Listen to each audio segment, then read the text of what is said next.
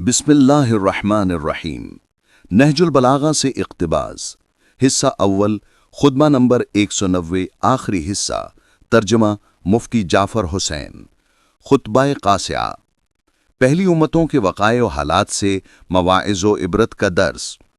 حضرت ابراہیم علیہ السلام کے دوسرے فرزند حضرت اسحاق علیہ السلام کنعان ہی میں مقیم رہے، اور ان کے فرزند حضرت یعقوب اسرائیل علیہ السلام تھے، جنہوں نے اپنے ماموں لبان ابن ناہر کی دختر لیا سے عقد کیا، اور اس کے مرنے کے بعد ان کی دوسری صاحبزادی راحیل سے شادی کی، اور ان دونوں سے ان کی اولاد ہوئی جو بنی اسرائیل کہلاتی ہے۔ ان فرزندوں میں سے ایک فرزند حضرت یوسف علیہ السلام تھے، جو اپنے ہمسایہ ملک مصر میں ایک ناگہانی صورت سے پہنچ گئے، اور غلامی و اسیری کی کڑیاں جھیلنے کے بعد مصر کے تخت و تاج کے مالک ہو گئے۔ اس انقلاب کے بعد انہوں نے تمام عزیزوں اور قنبہ والوں کو بھی وہیں بلا لیا،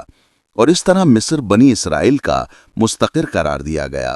یہ لوگ کچھ عرصے تک امن و چین سے رہتے سہتے اور عزت و احترام کی زندگی گزارتے رہے، مگر رفتہ رفتہ وہاں کے باشندے انہیں ذلت و حقارت کی نظروں سے دیکھنے لگے، اور انہیں ہر طرح کے مظالم کا نشانہ بنا لیا، یہاں تک کہ لڑکوں کو ذبح اور ان کی عورتوں کو کنیزی کے لیے رکھ لیتے تھے، جس سے ان کی عزم و ہمت پامال ہو کر روح آزادی ممتحل ہو کر رہ گئی۔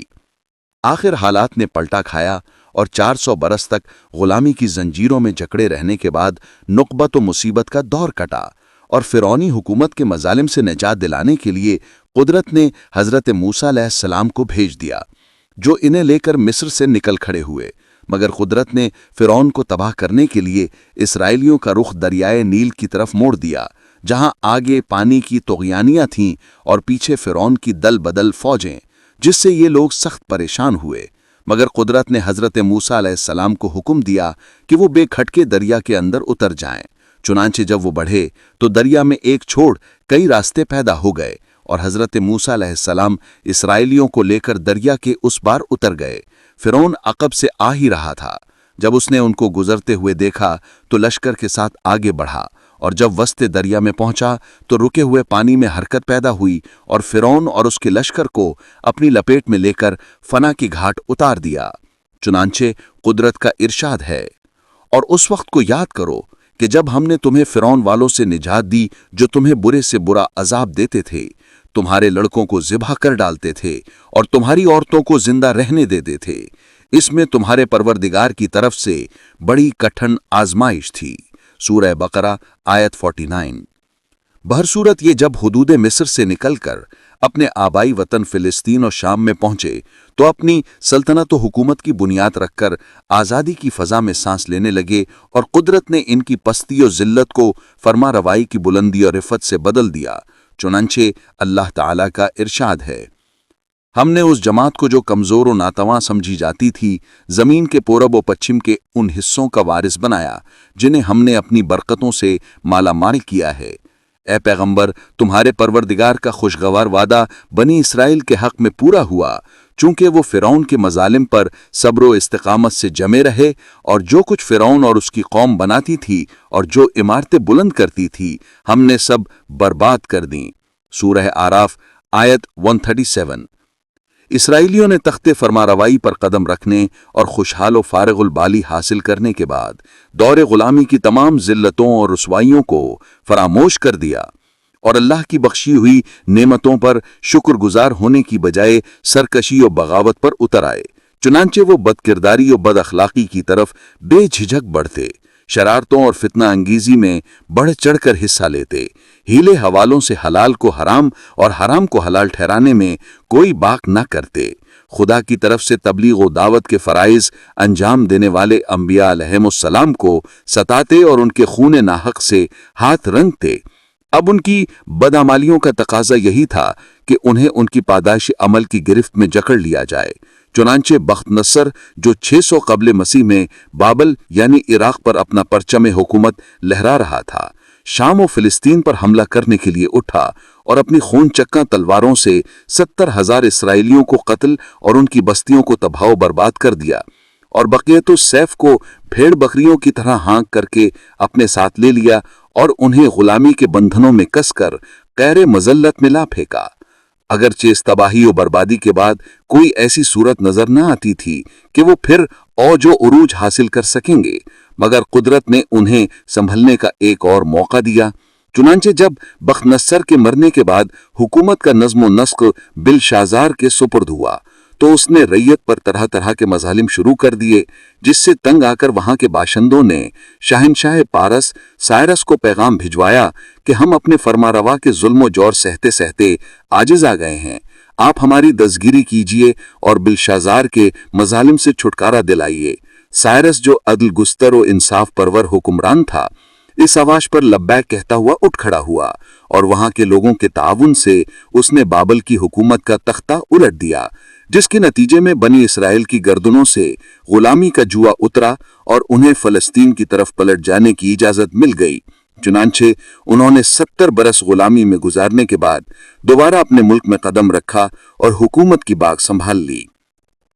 اب اگر وہ گزشتہ واقعات سے عبرت حاصل کرتے تو ان بدعمالیوں کے مرتکب نہ ہوتے کہ جن کے نتیجے میں انہیں غلامی کی ذلت سے دوچار ہونا پڑا تھا، مگر اس ناہنجار قوم کے مزاج کی ساخت ہی کچھ اس طرح کی تھی کہ جب بھی انہیں آسائش و فارغ البالی حاصل ہوتی تو دولت کی سرمستیوں میں کھو جاتے اور عیش پرستیوں میں پڑ جاتے، احکام شریعت کا مسخرہ اڑاتے اور انبیاء علیہ السلام کا استہزاء کرتے، بلکہ ان کے قتل سے بھی ان کی جبین پر شکن نہ آتی۔ چنانچہ جب ان کے فرمانروا ہیرودیس نے اپنی محبوبہ کے کہنے پر حضرت یحییٰ علیہ السلام کا سر قلم کر کے اسے بطور تحفہ پیش کیا تو کسی ایک سے اتنا بھی نہ ہو سکا کہ وہ اس ظلم کے خلاف کوئی آواز بلند کرتا یا اس سے کوئی اثر لیتا۔ ان کی سرکشیوں اور موزوریوں کا یہی عالم تھا کہ حضرت عیسیٰ علیہ السلام نے ظہور فرمایا، جو انہیں بے رحا رویوں سے روکتے اور نیکی و خوش اخلاقی کی تلقین فرماتے تھے، لیکن انہوں نے ان کی بھی مخالفت کی اور طرح طرح کے دکھ پہنچائے، یہاں تک کہ ان کی زندگی کا خاتمہ کر دینے کے در پہ ہو گئے، مگر قدرت نے ان کی تمام کوششوں کو ناکام کر دیا اور حضرت عیسیٰ علیہ السلام کو ان کے دست برد سے محفوظ کر دیا۔ جب ان کی طغیانیاں اس حد تک بڑھ گئیں اور قبول ہدایت کی صلاحیتیں دم توڑ چکی تھیں تو تقدیر نے ان کی ہلاکت و بربادی کا سامان مکمل کر کے ان کی تباہی کا فیصلہ کر لیا۔ چنانچہ قیصر روم اسپینیوس نے اپنے لڑکے تیتس کو شام پر حملہ کرنے کے لیے بھیجا، جس نے بیت المقدس کے گرد گھیرا ڈال دیا، مکانوں کو مسمار اور ہیکل کی دیواروں کو توڑ دیا، جس سے ہزاروں اسرائیلی گھروں کو چھوڑ کر منتشر ہو گئے اور ہزاروں بھوک سے تڑپ تڑپ کر مر گئے، اور جو رہ گئے وہ تلواروں کی نذر ہو گئے۔ اور وہ اسرائیلی جو حصار کے زمانے میں بھاگ کھڑے ہوئے تھے، ان میں سے بیشتر حجاز و یثرب میں آ کر آباد ہو گئے، مگر پیغمبر آخر الزماں صلی اللہ علیہ وآلہ وسلم کے انکار سے ان کی قومیت کا شیرازہ اس طرح بکھرا کہ پھر کسی مرکز عزت پر جمع نہ ہو سکے، اور ذلت و رسوائی کے سوا عزت و سرفرازی کی زندگی انہیں نصیب نہ ہوئی۔ اسی طرح شاہان عجم نے بھی عرب پر شدید حملے کیے اور وہاں کے باشندوں کو مقور و مغلوب بنا لیا۔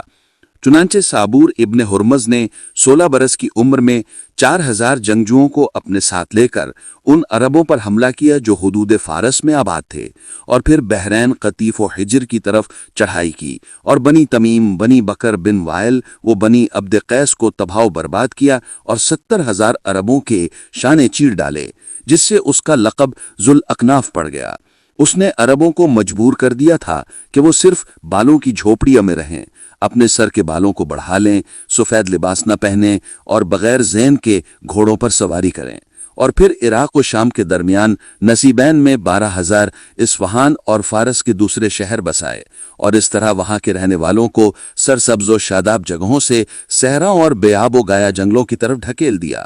جہاں نہ زندگی و راحت کا کوئی سامان تھا اور نہ معیشت کا کوئی ذریعہ، اور یہ آپس کے تفرقے اور انتشار کے نتیجے میں مدتوں تک دوسروں کی قہر سامانیوں کا نشانہ بنتے رہے۔ آخر قدرت نے سرور کائنات صلی اللہ علیہ وآلہ وسلم کو مبعوث فرما کر انہیں ذلت سے عروج و رفت کی بلند سے بلند منزل پر پہنچا دیا۔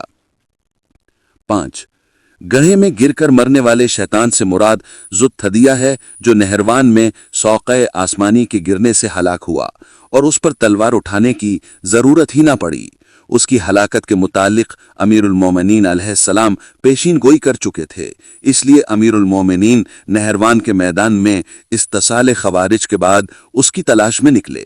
لیکن اس کی لاش کہیں نظر نہ آئی، مگر ریان ابن صبرہ رحم نہر کے کنارے ایک گڑھے کے اندر 40-50 لاشیں دیکھیں۔ جب انہیں نکالا گیا تو ان میں ذوالتھدیہ کی بھی لاش تھی اور اس کے شانے پر گوشت کا ایک لوتھڑا ابھرا ہوا تھا، جس کی وجہ سے اسے ذوالتھدیہ کہا جاتا تھا۔ جب امیر المومنین علیہ السلام نے دیکھا تو فرمایا، اللہ اکبر، خدا کی قسم، نہ میں نے جھوٹ کہا تھا اور نہ مجھے جھوٹی خبر دی گئی تھی۔ شرح الاخبار فی فضائل الائمۃ الاطہار، جلد نمبر 2، صفحہ نمبر 321۔